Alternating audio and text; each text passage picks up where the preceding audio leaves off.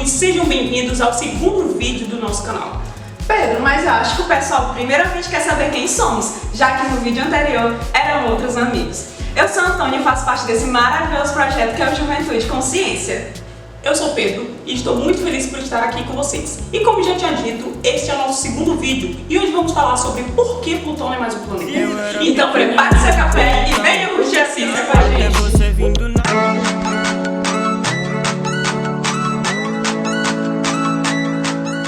E o nosso querido Plutão? Formalmente designado 134340, Plutão é o planeta nono do Sistema Solar e nono maior e 10º mais massivo objeto diretamente orbitando o Sol. Plutão foi descoberto em 1930 por Clyde Tombaugh e até 2006 foi considerado o nono planeta do Sistema Solar. Mas para falarmos sobre Plutão, primeiramente precisamos saber qual é a definição de planeta. A União Astronômica Internacional definiu 3 critérios para um corpo ser considerado planeta. O primeiro deles é que ele precisa orbitar em torno do Sol. O segundo é ter massa suficiente para que sua própria gravidade consiga moldá-lo de forma esférica. E o terceiro é que ele tem uma órbita limpa, ou seja, precisa ser o objeto gravitacional dominante. Então, em 2006, a União Astronômica Internacional propôs uma nova classificação para Plutão. O que antes era considerado o nono planeta do Sistema Solar foi rebaixado para planeta não. Ele cumpre 2 critérios para ser enquadrado como planeta, mas não o terceiro, o de ter uma órbita livre. Sendo assim, como Plutão está rodeado por diversos outros objetos semelhantes a si, ele não se encaixava na definição, o que acabou causando seu rebaixamento. Resumindo, galera, planetas são astros sem luz própria que apresentam a órbita ao redor de uma estrela e reflete sua luz. Mercúrio, Vênus, Terra, Marte, Júpiter, Saturno, Urano e Netuno são planetas do Sistema Solar. Vamos agora falar um pouco sobre o avanço da astronomia e dos nossos incríveis telescópios atuais. No dia 24 de abril de 1990, o telescópio espacial Hubble foi lançado ao espaço através do ônibus espacial Discovery para mudar fundamentalmente a nossa percepção do universo. O Hubble foi um dos instrumentos astronômicos mais importantes das últimas décadas, e os esforços para construí-lo não foram poucos. Os planos iniciais para esse telescópio são da década de 1960. Aos poucos, ele foi se tornando um dos observatórios espaciais mais valiosos, fornecendo dados que já renderam milhares de artigos científicos, fotografias fabulosas de cosmos e descobertas surpreendentes. Em 1923, o cientista alemão Hermann Ober, considerado um dos pais dos foguetes modernos ao lado de Hubert Daly, publicou o livro Foguete no Espaço Planetário, em que fala sobre um possível telescópio que poderia ser colocado na órbita da Terra com a ajuda de um foguete. E em 1964, o astrônomo Lyman Spitzer escreveu um artigo sobre as vantagens de ter um observatório no espaço. Pedro, tu nem sabe, com tudo isso que aconteceu, surgiu a iniciativa de construir um telescópio espacial, porém o projeto sofreu inúmeros atrasos e problemas orçamentais. Os primeiros projetos desse tipo lançado pela NASA foi o Observatório Astronômico Orbital, em 1966, que durou apenas 3 dias. Em 1968, veio o Observatório Astronômico Orbital 2, que fez observações em ultravioleta das estrelas e das galáxias até 1972. E vocês nem sabem, na década de 1970 houve uma grande batalha por financiamento para um projeto chamado Grande Telescópio Espacial, o LST. Levou mais ou menos 8 anos para que o Congresso americano aprovasse o financiamento necessário para o telescópio. Mas, assim que isso aconteceu, o design do LST começou a ser produzido de imediato e o lançamento foi agendado para 1983. O LST foi batizado como Hubble em homenagem ao astrônomo L.J. Hubble pelas suas descobertas astronômicas, sendo a mais notável delas a expansão do universo. Foram muitos desafios até a conclusão do projeto. A construção do espelho do telescópio, por exemplo, durou mais de 2 anos. Com muitas dificuldades, o lançamento foi adiado várias vezes. Mas, finalmente, em 24 de abril de 1990, a missão STS-31 do ônibus espacial Discovery fez o lançamento do telescópio com sucesso. Ufa, que bom! Continuando, minha gente, pouco tempo após o lançamento do Hubble no espaço, o pessoal da NASA se viu diante de um desafio inesperado. Uma falha no principal espelho do telescópio que afetava diretamente a qualidade das imagens coletadas. Com as análises de equipamento, estimaram que havia ocorrido um problema na curvatura do espelho, muito menor que o fio de cabelo humano, mas que prejudicava muito o resultado final das imagens, principalmente de objetos de brilho fraco ou para imagens de alto contraste.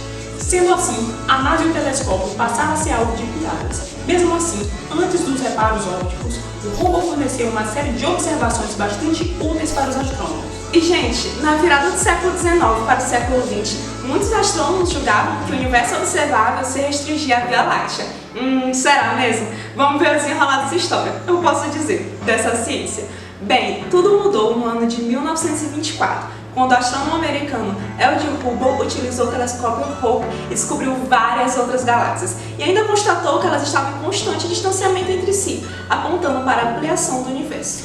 Décadas depois, com o lançamento do telescópio Hubble, as descobertas ampliaram ainda mais a percepção sobre o cosmos. E galera, cientistas utilizaram o telescópio para mensurar o brilho de estrelas ceifadas, estrelas grandes que são perfeitos faróis, usados para auxiliar na medição de longas distâncias. O brilho próprio dessas estrelas varia de 100 a 30 mil vezes o brilho solar. Com as medições do Hubble no aglomerado de Virgem e outros aglomerados de galáxias distantes, foi possível refinar as estimativas da idade do universo. E ainda tem mais! O Hubble foi responsável por identificar 4 dos satélites naturais, ou luas de Plutão.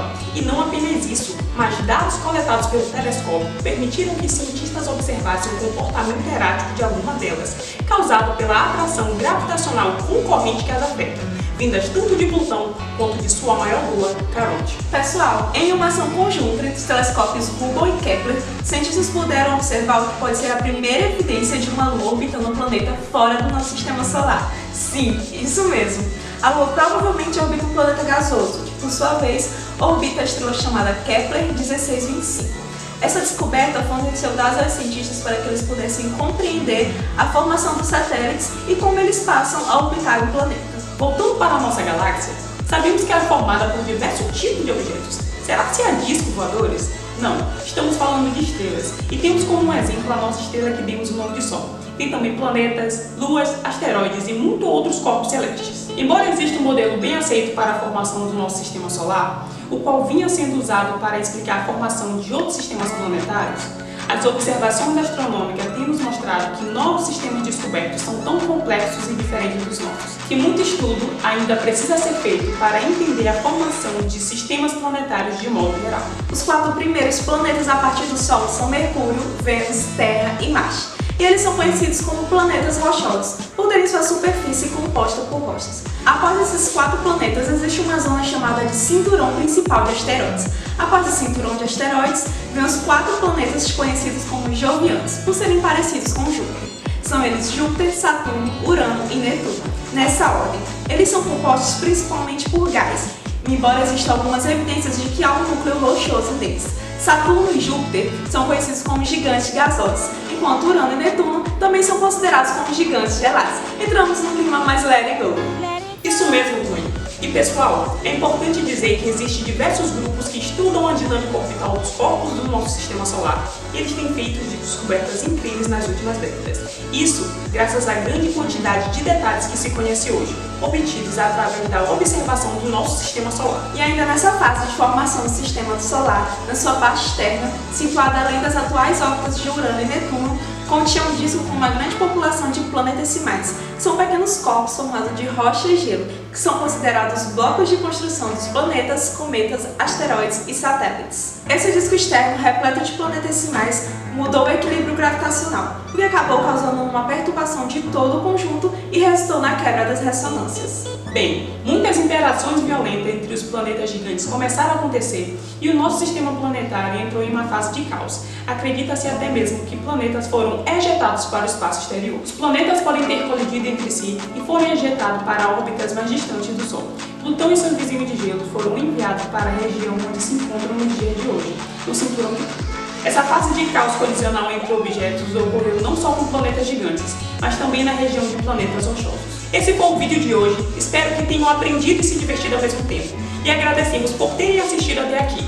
Isso mesmo, galera! Não se esqueça de curtir o vídeo, compartilhar com seus amigos e, o mais importante, nos apoiar se inscrevendo no canal.